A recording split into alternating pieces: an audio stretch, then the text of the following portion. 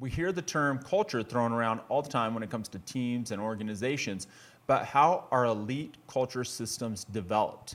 We're going to explore that and a lot more here in this series on Cubs Nation and our system here at the Jamie Baseball Academy.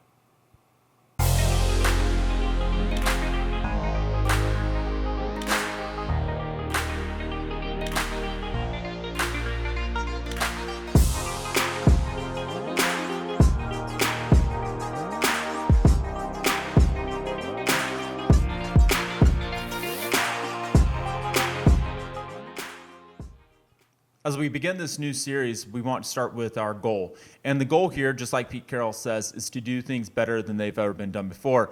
And I think that's possible because I have a lot of experience when it comes to coaching teams and working with young athletes. And I've put in a lot of time studying different organizations and coaches and the best systems that are out there. And my goal is to put all that together for you guys so that you can digest that a little bit easier and consume that. And then be able to use that information to develop your own systems, whether you're a coach or whether you're a parent. It's important that you guys create your own systems and philosophies behind your athletes.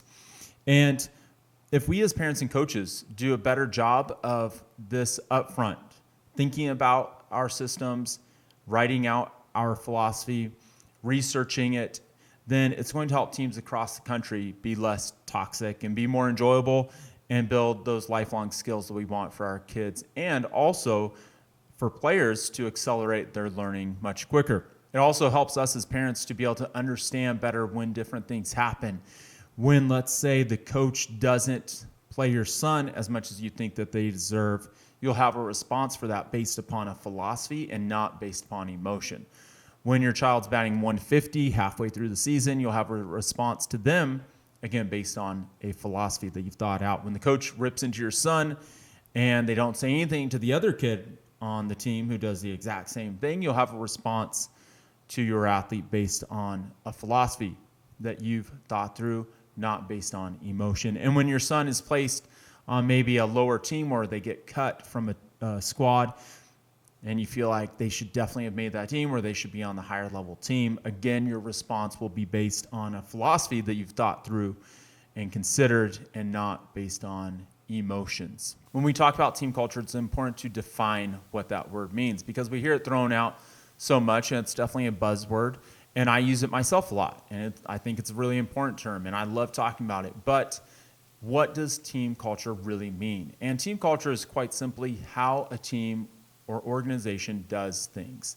It's for a baseball team, it's how do they show up to the park? How do they dress? How do they go through their warm-ups?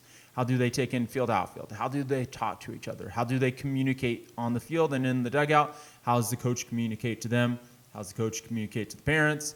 What do the kids act like? That's all part of the team's culture. And a team culture system, though, is the plan that's put into place that helps that culture develop and form. And so we're going to be looking at team culture systems here. And the next question you might be wondering is, well, why is this important?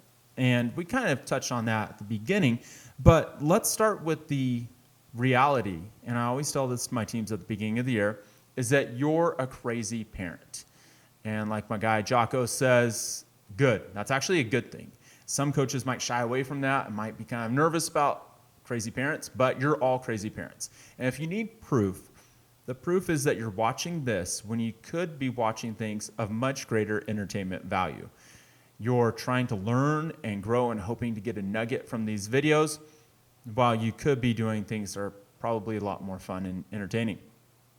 You also probably spend an absurd amount of money on your athlete, money that could be used towards vacations, towards a new car, towards maybe a home project, things that are more exciting probably than just youth sports. Or maybe it's the time that you're putting into it. You probably spend a lot of hours on weekends dedicating an entire weekend, many of those entire weekends, to baseball. And even though I know that all these kids are great and they're all phenomenal baseball players, sometimes youth baseball isn't the highest level of play that's out there. And sometimes in terms of just watching it and watching good, clean, fundamentally sound baseball, it might be lacking at times. And so you are a crazy parent, but that's a good thing. And quite often, that's what it takes for your athletes to be the best that they can be and to enjoy the game and have all those opportunities that you're hoping they'll be afforded.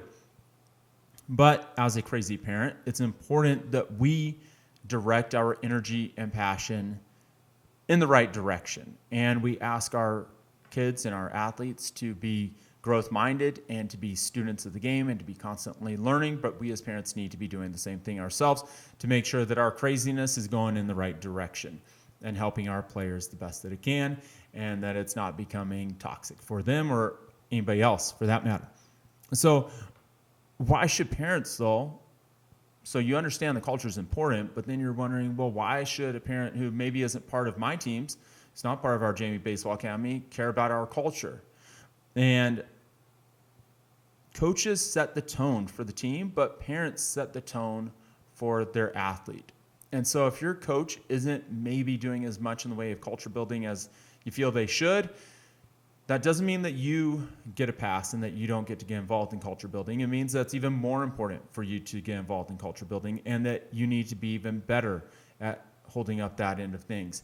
Not more toxic, but to be better and to be just as involved. And so how is culture formed? A culture system is formed through a few steps. And the first one is research. And that's important for you as a parent to research different culture systems so that you can develop your own culture system and philosophy when it comes to your athlete. And that's what you're doing right here. And I put in a ton of work, and hopefully that will help accelerate things and save you some of the hours that I put in where I'm mowing my lawn and listening to podcasts and, all those other different things. The second part of developing your culture system is, like the ancient Greek philosophers you say, is you need to know thyself. And that means that you got to be true to yourself.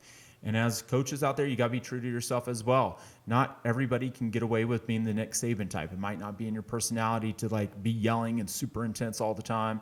And maybe you're not good at that. Maybe your version of yelling ends up being just, nasty and nobody responds to it and it's just super toxic.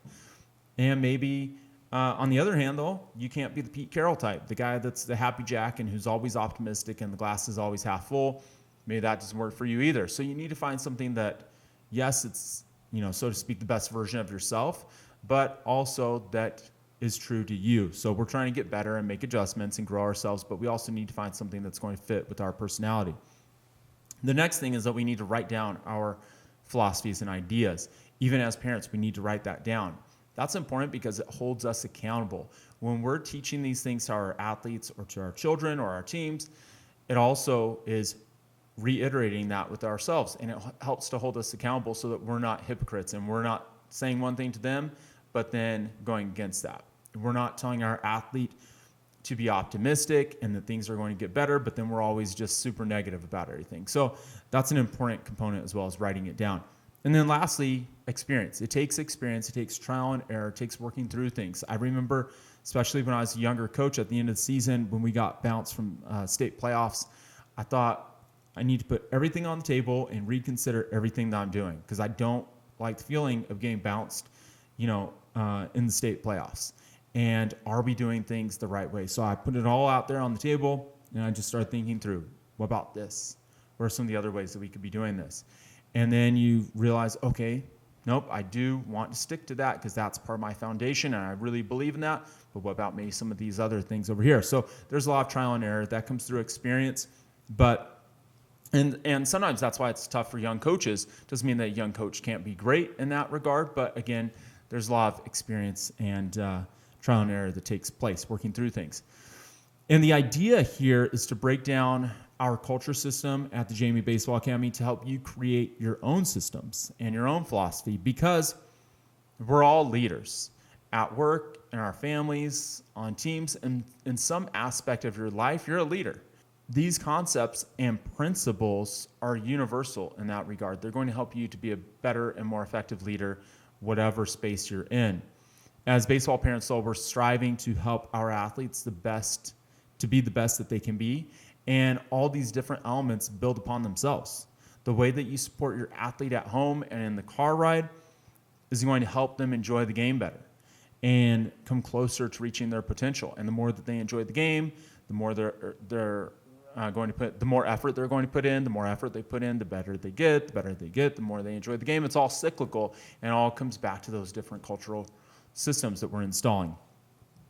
And this is just an introduction, but in the next video, we're going to get into our actual culture system here at the Jamie Baseball Academy, which we refer to as Cubs Nation.